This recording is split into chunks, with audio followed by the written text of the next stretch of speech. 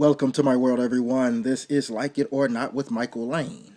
And Michael Lane is who I be. Hey, guess what, y'all? I'm here in the hood dungeon, man, chilling. It's much better.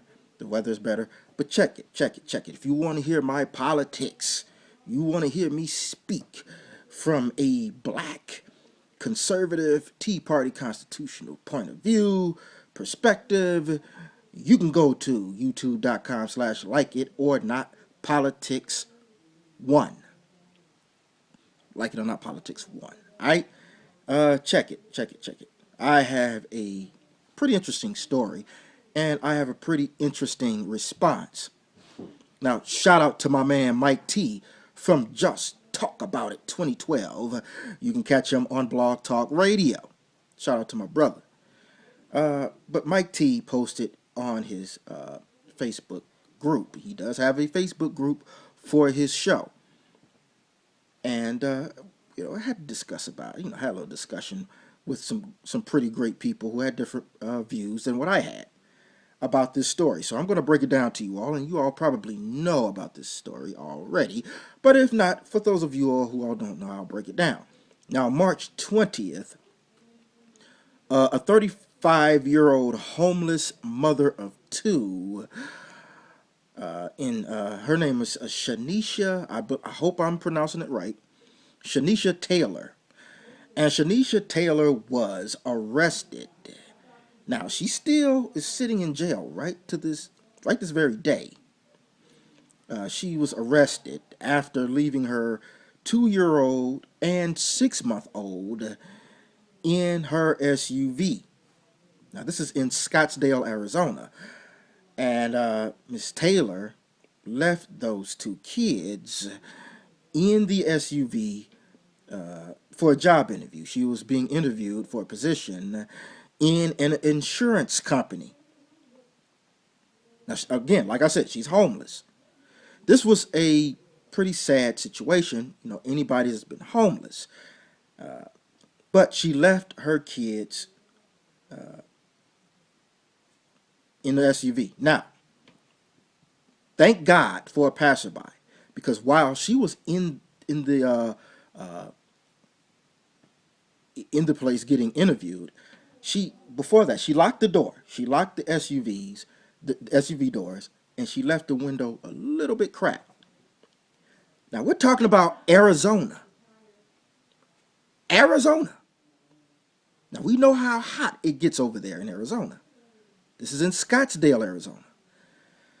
So a passerby noticed that two kids were crying. Not only crying, but they were crying hysterically. And he called the police. When she got out, which was 45 minutes, they were in that car. She was in there, in the building for 45 minutes. It was about a half hour when the passerby was there. They were in that van for a half hour. He called the police. So when she came out 45 minutes after her interview, after going in, she was arrested. Now, everybody became sympathetic when they showed the picture of her crying, because she was like, oh my gosh, I was just trying to get a job. And people started to side with her because of that. They started to say, well, she's homeless. She was trying to get a job, trying to make her life better. She wasn't trying to get welfare. So you should have a heart. Now, recently, there was a campaign. For her, because they felt bad. She was in jail. Her children has been taken away to Child Protective Services, and they're still in custody. And the opinions from all over are split. And although the opinions all over are split, a fundraising campaign began, and so far, it's raised $27,000 for her. $27,000. Now here's my overall picture. This is what I think. I don't find any fault in the fundraising. I don't find any fault. I feel sorry for her. I do not want her to do any jail time. I do not want to have her eventually lose her kids. I do want her to eventually get her kids back. I do want her to have a job. I do want her to have a home. I do want her to make something of her life. I really do. But we must understand this. People are reaching out to her, and it may be sending a wrong message. This is what I think should happen to her. She should not get her kids back until she goes to parenting classes, until she gets to learn and more. And then not only that, but she shouldn't get the money from the fundraisers until she knows that what she's done was inexcusable to those kids. People say, "Oh, don't jump on her. I commend her." You commend her for leaving two kids in the car? It was 100 degrees in that SUV. 100 degrees. We're talking about Arizona now. Opinions should not be split. Now, again, she should be taken to parenting class. She has to take it, or she won't get her kids back. But if she take it, she learns, go through certain community services, and get her kids back. Then get her money from the fundraiser, because we don't want to reward her for idiotic mistakes. That was an idiotic mistake. It was a criminally negligent mistake. Not only could she have something could have happened to the kids. Somebody could have broken into the SUV and took it. But to leave these two kids in an SUV, and mind you, there was no AC, no air conditioning. Okay, if she would have came out there and the passerby had never seen them, those kids would have been dead. Nobody gives a damn about the kids. No matter what the reason is, there is absolutely no reason. Will you stop making excuses for the woman? All because she has a picture of her crying? She was crying because she was going to jail. You cannot be irresponsible. Stop making excuses. Why didn't she ask for help? If she couldn't find any help, why didn't she reschedule? Why didn't she go as far as asking police for assistance? Going to the police station, saying, "Look, I have a job interview." You could do this. She could do this days ahead of the interview, hours ahead, and say, "Look, I am in a desperate need. I am homeless, and I don't have anybody to take care of these kids." Go to the police. Something could have been done than to leave those two kids, 2 years old and 6 months old, in that hot SUV near death. When the police described when they got them out of the SUV, they were crying hysterically and sweating profusely. One of them described the shirt. It was so wet all over that shirt. And everybody's thinking about it and saying they commend this woman. I was homeless more than once, so I can sympathize with what she was going through. But that doesn't excuse anybody for that type of action. Because if it wasn't for that passerby, God bless him or her, whoever they were, that passerby saved those children's lives. And here we are making excuses. Well, she was going to a job interview. I don't care if she was going out to passing roses with the Pope. It doesn't matter. Job interview, concert, gambling, getting your hair did. No matter what the reasoning is, there is zero excuse, whether you are a male or a female, to leave children in a hot vehicle.